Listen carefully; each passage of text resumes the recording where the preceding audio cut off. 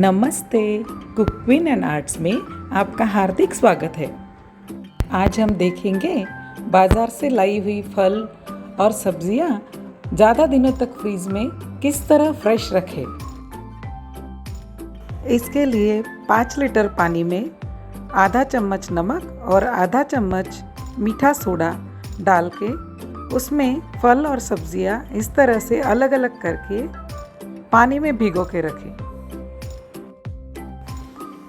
छोटी टोकरियों में अलग अलग सब्जियां डाल के इस तरह बड़े टब में भिगोने से हमारा सब्जियां अलग अलग करने का टाइम काफ़ी हद तक बचता है।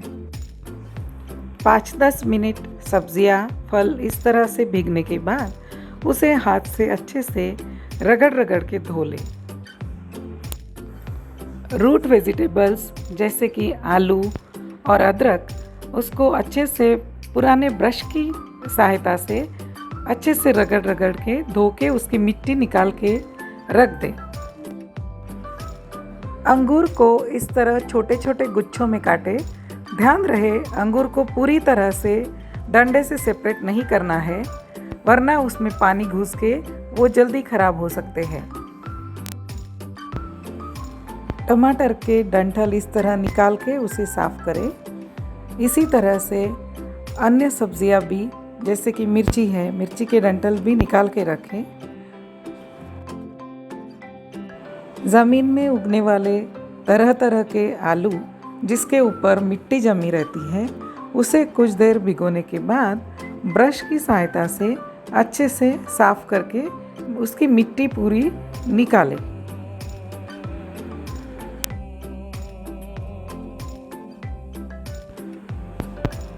सभी सब्जियां इस तरह अच्छे से धोने के बाद टोकरियों में निकाल के उसका पानी निथारने के लिए उसको कुछ देर के लिए रख दें।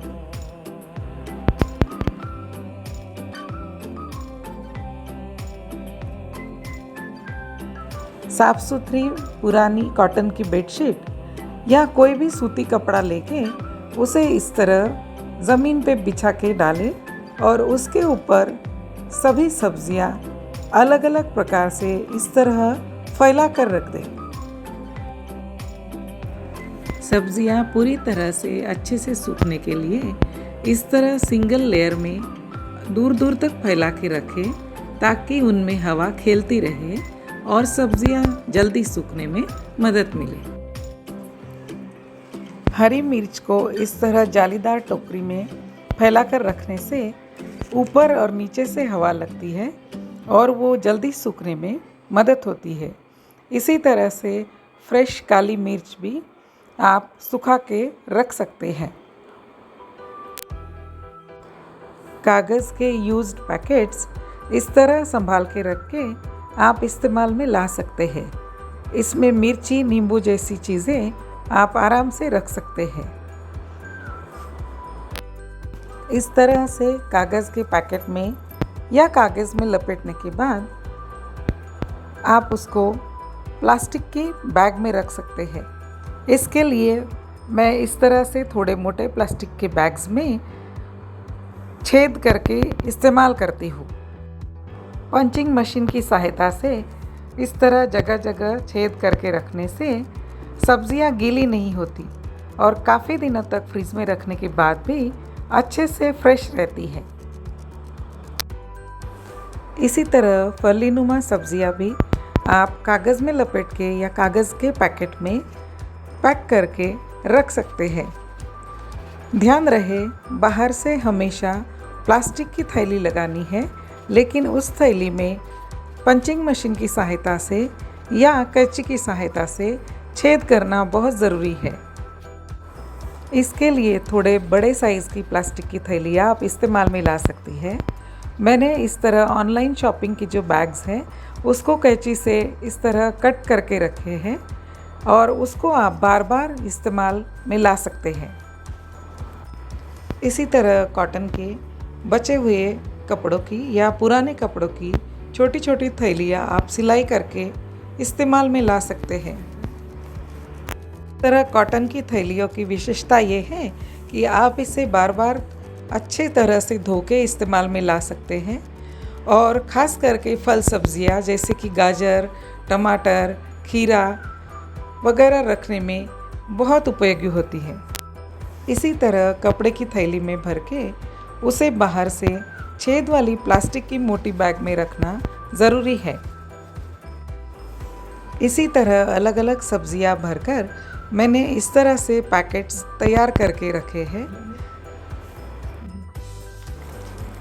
चाहे तो कागज़ में लपेट के या कपड़े की थैली में रख के या कागज़ के छोटे पैकेट्स में डाल के आप अलग अलग तरह से सब्जियां इस तरह से रख सकते हैं। ध्यान रहे कि बाहर से इस तरह छेद वाली प्लास्टिक की थैली रखना बेहद ज़रूरी है। इसी तरह नींबू भी कपड़े की थैली में रखने हैं और बाहर से छेद वाली प्लास्टिक की थैली उसमें भी लगाना ज़रूरी है। इस तरह रखे गए नींबू 20-25 दिनों तक ख़राब नहीं होते हैं और अच्छे से उपयोग में ला सकते हैं।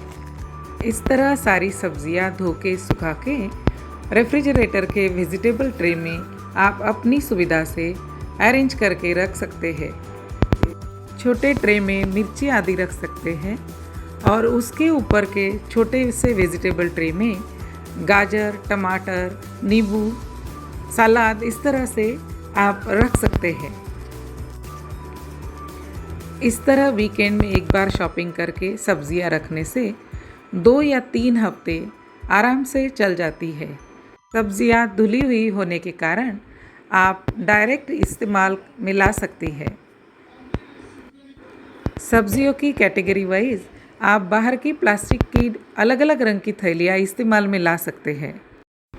इस तरह से आप भी सब्जियां लाके धो के सुखा के रख के देखिए और अपना अभिप्राय कमेंट द्वारा मुझे ज़रूर बताइए। अगर मेरे यह सुझाव आपको अच्छे लगे तो वीडियो को लाइक और शेयर ज़रूर कीजिए और मेरे चैनल को सब्सक्राइब कीजिए। वीडियो देखने के लिए धन्यवाद।